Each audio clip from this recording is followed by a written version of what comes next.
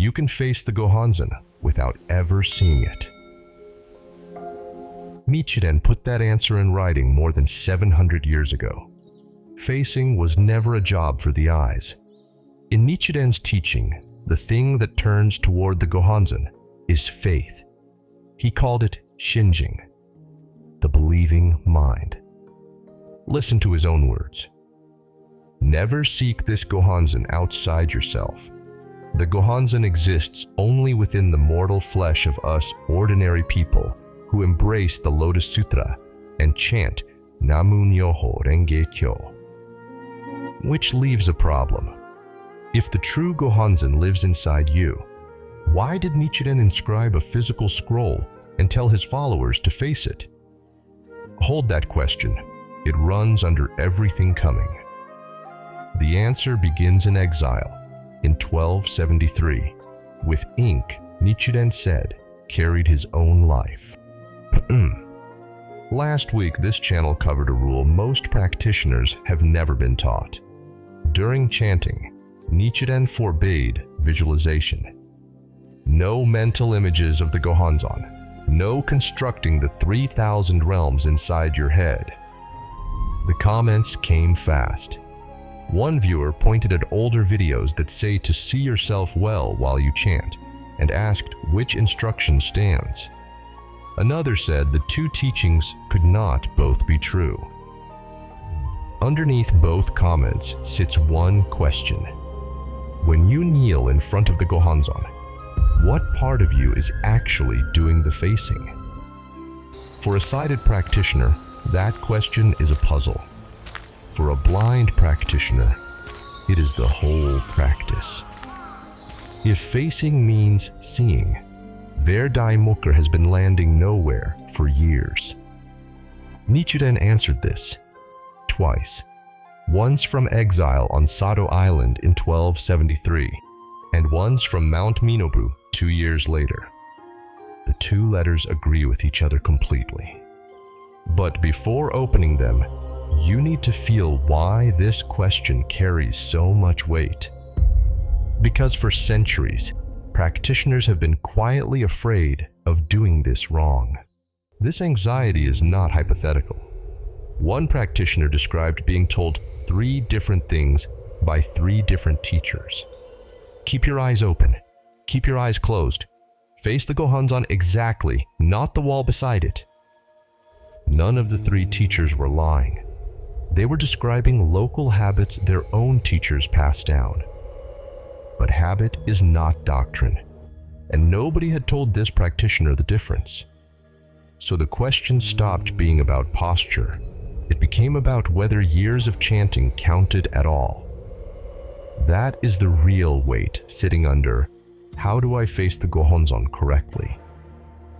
Nichiren answered this exact fear directly, twice in his own hand, not with the ritual instruction, with the description of what faith actually does. April the 25th, 1273. Nichiren is in exile on Sado Island, a prisoner in everything but name, when he sits down to answer a question no one had fully answered before him. Ordinary people, he writes, cannot hold the whole universe in their minds through study alone. The scholars call this Ichinen Sanzen, 3,000 realms contained in a single moment of life. Most people will never master it through learning. So he does something else. He writes, the Buddha puts this gem into the bag of the 5 characters and hangs this bag around their necks. Not a lesson to master, a gift already given. The 5 characters are namu-myoho-renge-kyo. The gem is the whole of that teaching, already inside them. Not something to achieve, something to receive. This is where the word shinjin belongs. Not effort, not comprehension, the believing mind. And believing, unlike understanding, does not require sight at all. So what did Nichiren actually mean by Kanjin, observing the mind? not conjuring images. A mirror. He writes it directly.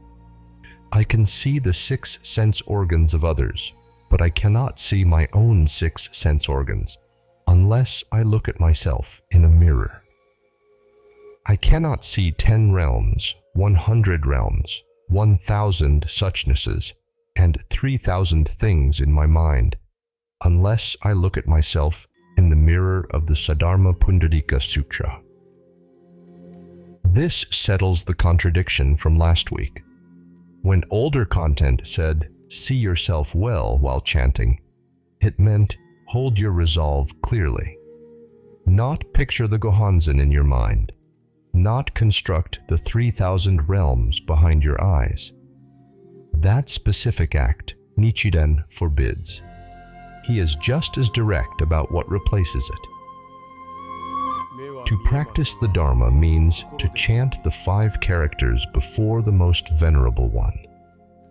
Not thinking about the teaching, speaking it in front of something real. Here is what nobody tells you next. If the mirror only reflects what is already there, then facing it was never the point. What it reflects is. And what Nichiren says it reflects will change how you see your own body. The mirror was never facing outward. Nichiren tells his readers exactly where to look instead. Never seek this Gohonzon outside yourself. The Gohonzon exists only within the mortal flesh of us ordinary people who embrace the Lotus Sutra and chant namu-myoho-renge-kyo. The body is the palace of the 9th consciousness, the unchanging reality that reigns over all of life's functions. He wrote this to a woman named Nichiren, fully sighted, highly educated, able to read his most demanding letters without help. A major patron of his community, he called her the foremost votary of the Lotus Sutra among the women of Japan. Here is the part worth sitting with. Nichiren did not tell his most capable, most literate disciple to look harder, or study more, or picture the scroll more precisely. He told her to stop looking outside herself entirely. Which raises an uncomfortable question. If Nichiren wrote this to someone with perfect vision, what did he ever say about someone with none at all? He did write about that. And the passage is harder than you might expect. Everything you need to go deeper is at NMRKOB.com. Or follow the link in the description or pinned comment. There is a passage where Nichiren mentions blindness directly, and it is worth reading in full before drawing any conclusion from it. For example, to the blind, the characters of this sutra are invisible. To the eyes of common mortals, they appear black. To those of the 2 vehicles, they seem void. Bodhisattvas see them as various colors, while a Buddha sees them as golden Buddhas. Read carefully, this is not a comment on disability. It is a 5-step ladder of spiritual understanding. Blind sits at the bottom only because it represents no perception at all. Buddhahood sits at the top because it perceives everything. Every step in between is a level of insight, not a body. And the man who received this letter, Soya Kyoshin, was not blind. He was an ordinary lay disciple with full sight, being taught a lesson about depth of understanding. The same way a teacher might use any metaphor with any capable student. So, does a letter to an actual blind disciple exist anywhere in Nichiren's writings? No. Searched across his full collected letters, no such letter has ever been found. Which means the strongest word Nichiren ever wrote about blindness was never a statement about someone like this man. It was always about faith. and faith is the one thing physical sight was never required for. One question remains: has this always been agreed on? Or did practitioners after Nichiren start arguing about it? So, was this always agreed on? Not quite. A real disagreement exists across different Nichiren traditions today about how literally facing must be understood. But it is newer than most people assume. Some later traditions came to treat a formally consecrated scroll as essential, something that must be physically present and properly transmitted. Others, closer to lay practice, held that the true object of devotion is the inner mirror itself, wherever a person happens to be. Here's the detail that matters. This split happened after Nichiren's death, as different communities formed their own practices. It is not a disagreement his own letters ever address. He never lived to referee it. What he did write in his own hand is this: I, Nichiren, have inscribed my life in Sumi ink, so believe in the Gohonzon with your whole heart. Notice what he does not ask for. Not verification, not a specific viewing distance or angle. Belief with your whole heart. That instruction predates every institutional debate that came after it by centuries. So return to where this video started.